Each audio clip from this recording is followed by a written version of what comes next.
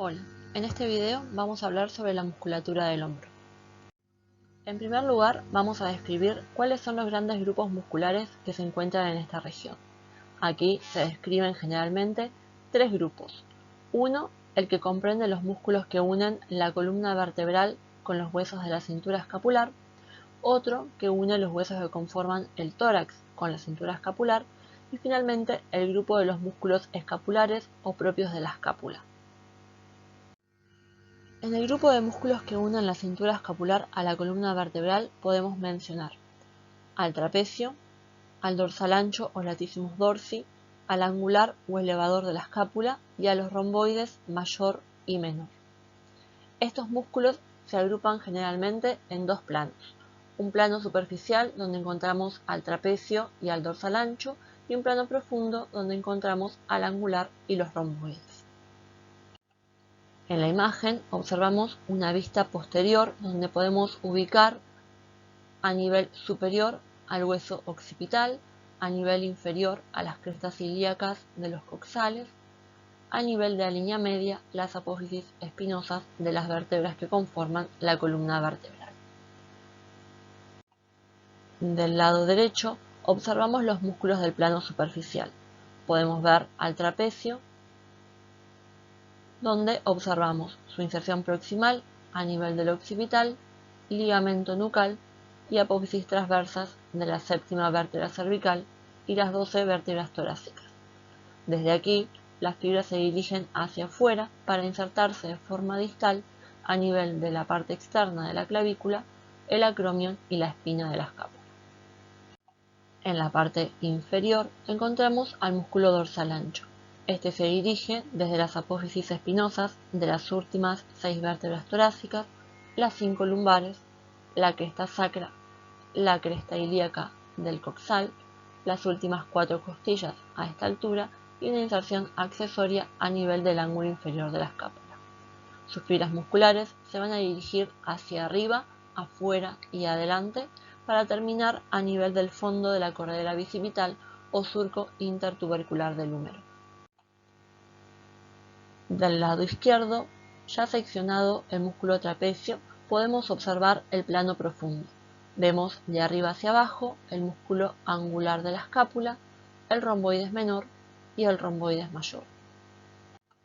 El músculo angular se va a insertar de forma proximal a nivel de las apófisis transversas de las 4 primeras vértebras cervicales y se va a dirigir hacia abajo y afuera para terminar en el ángulo superinterno o medial de la escápula. Por su lado, los músculos romboides van a insertarse en las apófisis espinosas de las vértebras cervical 7 y de las 5 primeras vértebras torácicas. De aquí las fibras se dirigen hacia abajo y afuera para terminar insertándose en el borde espinal o medial de la escápula. Las fibras que lo hacen a la altura de la espina de la escápula son las que conforman el músculo romboides menor. El resto conforman el músculo romboides mayor.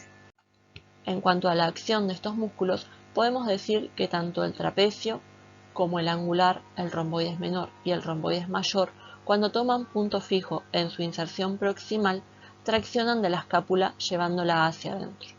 En tanto, el músculo dorsal ancho, cuando se contrae tomando punto fijo a nivel de la columna vertebral y de la cresta ilíaca del coxal, tracciona el brazo hacia adentro, es decir, que es rotador interno, hacia atrás, por lo tanto es extensor, y hacia la línea media, por lo que es aductor. En cuanto a los músculos que unen la cintura escapular al tórax, podemos mencionar los pectorales mayor y menor, el subclavio y el serrato mayor o anterior.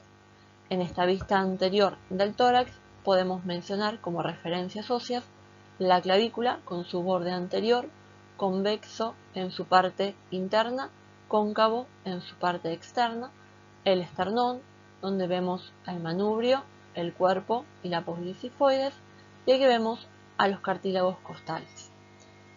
En esta imagen observamos al músculo pectoral mayor, el más superficial del grupo.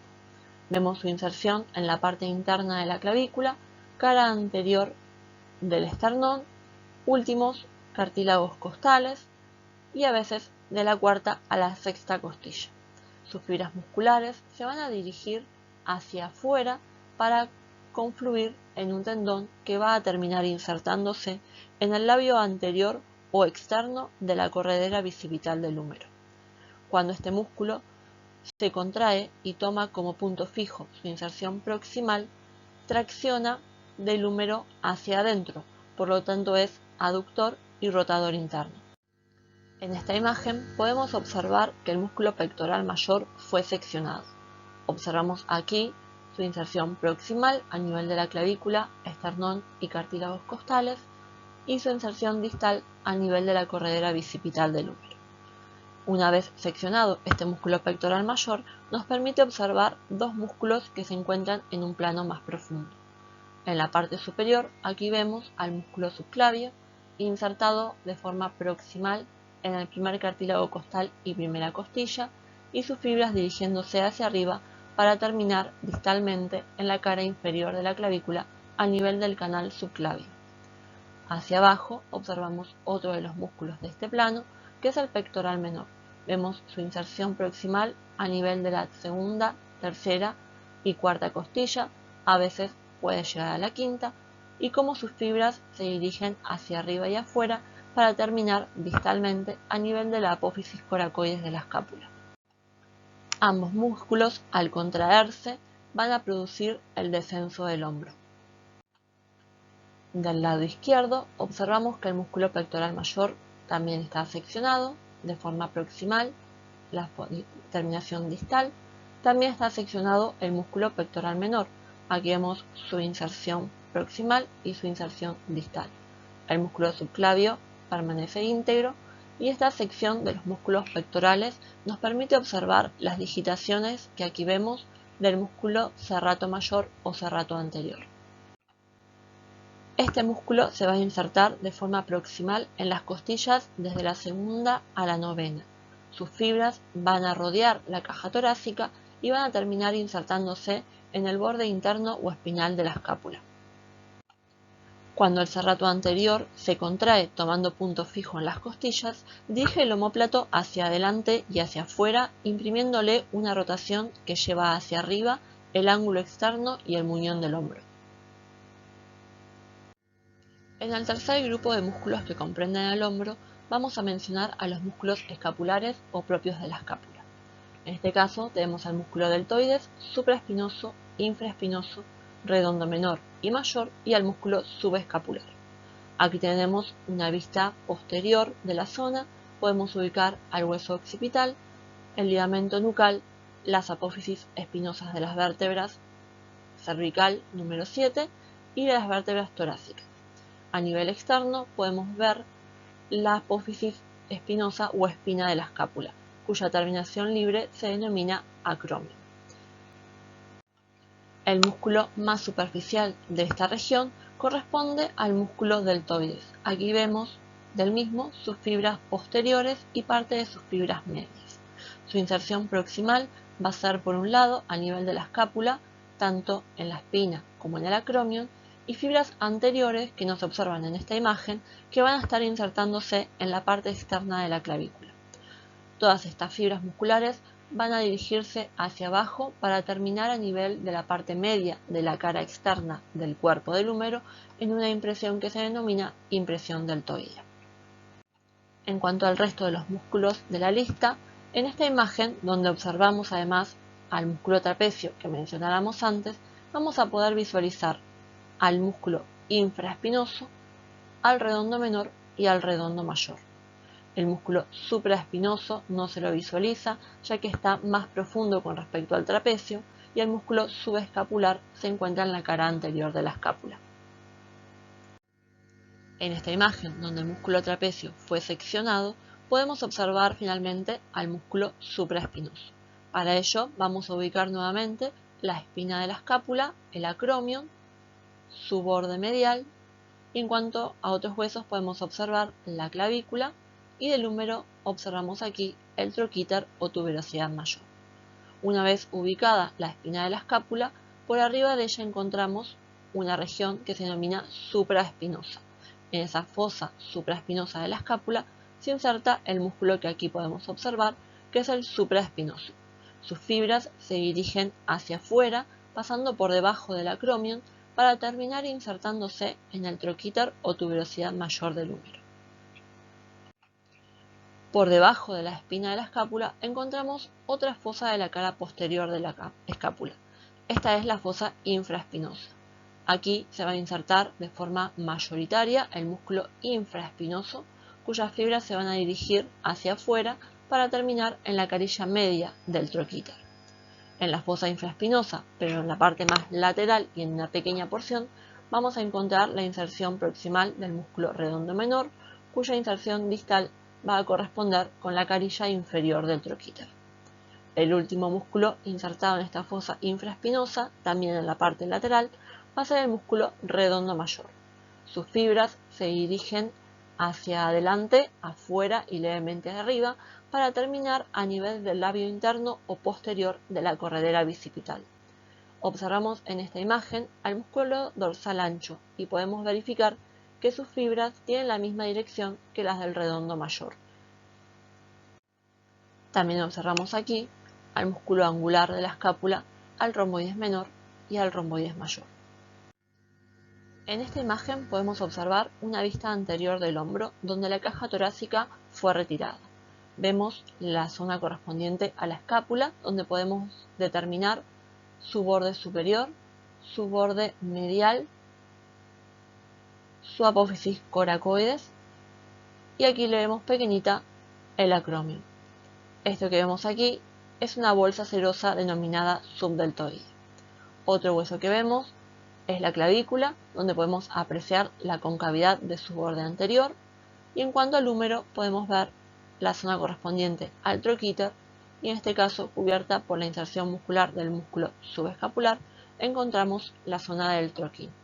Entre ambas tuberosidades vemos la corredera bicipital o surco intertubercular. Por esta corredera bicipital va a transcurrir, no insertarse, la porción larga del músculo bíceps braquial que vemos en este sector. En esta vista podemos entonces identificar al último músculo de la lista, el subescapular. Vamos a la zona de la cara anterior de la escápula, donde es su inserción proximal, y encontramos la fosa subescapular con todas las fibras musculares de este músculo insertadas. Sus fibras se dirigen hacia afuera y van a terminar distalmente a nivel del troquín o tuberosidad menor del húmero.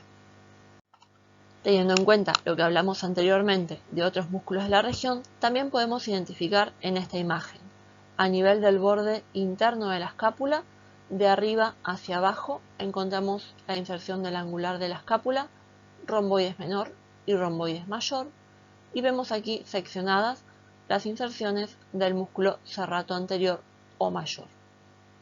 Si vamos a la clavícula, en su cara inferior podemos observar la inserción del músculo subclavio, y en su cara superior y en la zona del acromion encontramos un músculo seccionado, y aquí encontramos la otra parte del mismo músculo insertada en la cara externa del húmero. Este músculo que vemos aquí corresponde al deltoides. En la zona del surco intertubercular o de la corredera bicipital podemos observar en el labio anterior o externo la inserción del músculo pectoral mayor, en el fondo la inserción del músculo dorsal ancho y en el labio interno o posterior la inserción del músculo redondo mayor. Por último, ubicamos la apófisis coracoides y podemos observar medialmente la inserción del músculo pectoral menor. En cuanto a la acción que ejercen los músculos escapulares sobre el complejo articular del hombro, podemos mencionar en primer lugar que el músculo deltoides que vemos aquí, cuando toma punto fijo en su inserción proximal, tanto en la espina y acromion de la escápula como en la clavícula, produce la abducción del hombro. En cuanto a la acción de los demás músculos escapulares, podemos continuar mencionando la acción del músculo subescapular. Para ello debemos identificar cuál de estas dos vistas es una vista anterior. Esto corresponde a la imagen que tienen a la izquierda de su pantalla. Es una vista anterior, ya que en ella podemos observar la apófisis coracoides de la escápula, la zona correspondiente al troquín del húmero y la corredera bicipital o surco intertubercular. En este caso, ya confirmando que es una vista anterior, aquí observamos al músculo subescapular. Cuando toma punto fijo a nivel de la escápula, tracciona del húmero y lo lleva hacia la rotación interna y leve aducción.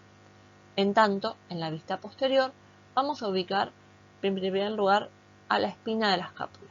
En la fosa supraespinosa encontramos entonces al músculo supraespinoso. Este músculo, que pasa inmediatamente por la cara superior de la articulación escápulo-humeral, al contraerse tomando punto fijo en la escápula, va a producir la abducción del hombro. En este caso, a diferencia del músculo deltoides, el músculo supraespinoso produce los primeros 15 grados de abducción, otorgándole al deltoides un mejor ángulo de tracción. Otro de los músculos que observamos aquí son el músculo infraespinoso y el músculo redondo menor. Estos músculos, cuyas fibras tienen una dirección similar hacia arriba y afuera, van a producir la rotación externa de la articulación escápulo-humeral. Estos 4 músculos que identificamos recientemente, subescapular, supraespinoso, infraespinoso y redondo menor, se los conoce comúnmente como manguito rotador del hombro. Por último, en cuanto a la acción del músculo redondo mayor, podemos decir que como sus fibras tienen la misma dirección que las del músculo dorsal ancho, estos músculos van a compartir la acción, es decir que tanto el músculo redondo mayor como el dorsal ancho serán rotadores internos, extensores y aductores del hombro. Para finalizar, realizaremos un breve correlato de lo antes visto con algunas imágenes diagnósticas. Aquí podemos observar un corte axial de tomografía computada, donde lo primero que haremos es identificar estructuras óseas que nos permitan ubicar puntos anteriores, posteriores y laterales. Vemos esta estructura ósea de forma rectangular que corresponde al cuerpo del esternón, lo cual nos indica que este sector es anterior. Hacia atrás observamos la vértebra con su cuerpo y su arco apoficiario, en este caso una vértebra torácica, ya que nos encontramos en la región del tórax. Por lo tanto, también podemos encontrar otros huesos, como ser aquí las costillas, una, otra y otra. ¿Por qué vemos varias costillas? Porque estas se encuentran ubicadas de manera oblicua hacia abajo y adentro, lo cual nos hace verlas en diferentes cortes. Otro de los huesos que observamos hacia atrás es esta línea hiperdensa que corresponde a la escápula. Una vez ubicadas estas referencias óseas, podemos identificar algunos músculos. Entre los que unen la caja torácica a la cintura escapular, vamos a identificar a los músculos pectoral mayor de un lado y del otro, y siguiendo la curvatura del tórax encontramos aquí, mejor definido, al músculo serrato mayor o serrato anterior. En cuanto a los músculos que conectan la columna vertebral con la cintura escapular, podemos identificar los dos más superficiales. Aquí vemos, en este caso, al músculo trapecio de un lado y del otro, y más hacia el lateral vemos aquí al músculo dorsal ancho, también del otro lado. En cuanto a los músculos escapulares, vamos a poder identificar 3 de ellos. Nos ubicamos en la escápula y en su cara anterior vamos a ver aquí fibras que corresponden al músculo subescapular, lo mismo del otro lado. Y en la cara posterior vamos a encontrar medialmente al músculo infraespinoso y más lateral al músculo redondo mayor. En este caso tenemos otro corte axial, aquí de resonancia magnética, donde podemos apreciar la zona de la articulación escápulo-humeral. Vamos a ubicar aquí un accidente óseo que nos va a permitir delimitar qué es anterior y qué es posterior. Este que vemos aquí es la apófisis coracoides de la escápula y es su accidente más anterior a nivel del ángulo superoexterno. También vemos aquí, más posterior, la cavidad glenoidea. Y en este sector, la zona correspondiente al cuello de la escápula. En cuanto al húmero, podemos distinguir la cabeza humeral bien redondeada y hacia afuera la zona correspondiente al troquíter o tuberosidad mayor. En este caso podemos encontrar músculos escapulares, el primero y más fácil de distinguir rodeando toda la articulación escapulohumeral es el músculo deltoides, lo podemos seguir desde anterior hacia posterior. Este músculo puede describirse como 3 fascículos, un fascículo anterior o clavicular, un fascículo medio o acromial y un fascículo posterior o espinal. Otro de los músculos que observamos, aquí pasando por detrás de la articulación escapulohumeral, es este músculo que observamos, que es el músculo infraespinoso. En este caso estamos viendo un corte sagital de resonancia magnética. Aquí debemos encontrar referencias que nos permitan distinguir superior, inferior, anterior y posterior. Para ello ubicaremos en primer lugar como nuestra referencia superior a este accidente que vemos aquí, que corresponde a la extremidad distal de la clavícula. Hacia abajo apreciamos claramente la cavidad glenoidea de la escápula. Finalmente, para ubicarnos en un punto anterior y posterior, vamos a ubicar por delante esa estructura redondeada que corresponde a la apófisis coracoides de la escápula y hacia atrás al acromio. ¿Cómo distinguimos cada uno de ellos? Al acromio porque está articulando con la clavícula, por lo tanto aquí tenemos la articulación acromioclavicular. Y en cambio la apófisis coracoides la encontramos solita en el medio de muchos músculos. La clavícula, por otro lado, aunque tiene forma similar a la apófisis coracoides, es más subcutánea. En cuanto a los músculos que podemos encontrar, aquellos que unen el tórax a la cintura escapular, nos va a presentar dos músculos en la zona bien anterior. Aquí encontramos al músculo pectoral mayor y por debajo y detrás de este al músculo pectoral menor. En cuanto a los músculos escapulares, vamos a encontrar en primer lugar el músculo más superficial, que es el deltoides. Para ello vamos a ver desde la clavícula sus fibras claviculares o anteriores y desde el acromio sus fibras acromiales o posteriores. Ubicándonos ahora en la cavidad glenoidea, vamos a ver pasando por su cara anterior al músculo subescapular. Por arriba de la cavidad glenoidea vamos a encontrar al músculo supraespinoso, que también lo vamos a ver pasando en todo caso por debajo del acromio. Siguiendo desde el supraespinoso hacia abajo y atrás, vamos a encontrar al músculo infraespinoso y por debajo de este, siempre por detrás de la cavidad glenoidea, encontramos al músculo redondo menor.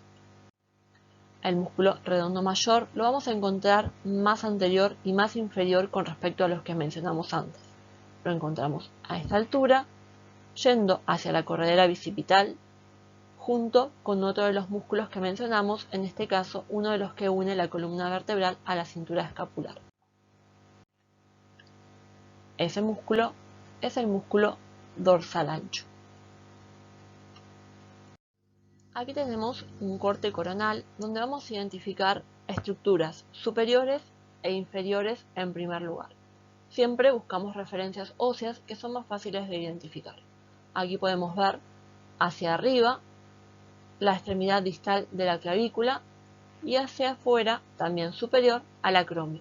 Por lo tanto, aquí encontramos la articulación acromioclavicular nuevamente. Vamos hacia abajo y nos encontramos con la cavidad glenoidea de la escápula y hacia afuera encontramos la cabeza humeral y el troquíter o tuberosidad mayor del húmero. De esta forma sabemos superior por la presencia de la clavícula y el acromio, inferior por la presencia de la cavidad glenoidea y la cabeza humeral. Cortando por el plano sagital, sabemos que internos se encuentran la clavícula y la cavidad glenoidea y externos el acromio y la cabeza humeral junto con el troquíter. En cuanto a los músculos que podemos identificar, vamos a ubicarnos en la clavícula y estas fibras que vemos llegar desde adentro corresponden al músculo trapecio. De los músculos escapulares vamos a ubicar en primer lugar, porque es más fácil su identificación, siempre bien superficial y rodeando al húmero, aquí vemos al músculo deltoides. En este caso corresponderían a sus fibras medias. Otro de los músculos escapulares que podemos identificar es este que vemos aquí, que pasa por debajo del acromio, por arriba de la cabeza humeral. Este músculo que identificamos y que se dirige hacia el troquíter o tuberosidad mayor del húmero es el músculo supraespinoso. Otro de los músculos escapulares que podemos observar es más ya en la zona del cuerpo de la escápula, donde vemos en este caso al músculo subescapular. Por debajo de él observamos al músculo redondo mayor. Y por debajo de este al músculo dorsal ancho, que en este caso no es un músculo escapular, sino que es un músculo, como dijimos antes, que une la columna vertebral a la cintura escapular. Dado que la clavícula y la escápula se encuentran de forma oblicua con respecto al plano coronal, es que este músculo que vemos aquí corresponde al subescapular. Este es un corte más anterior en la región del hombro, ya que podemos observar el acromion y la clavícula articulándose. Por eso es el músculo subescapular y no el infraespinoso. Esperando que esta descripción de los músculos del hombro y su correlato con imágenes diagnósticas les sea de utilidad, me despido hasta la próxima.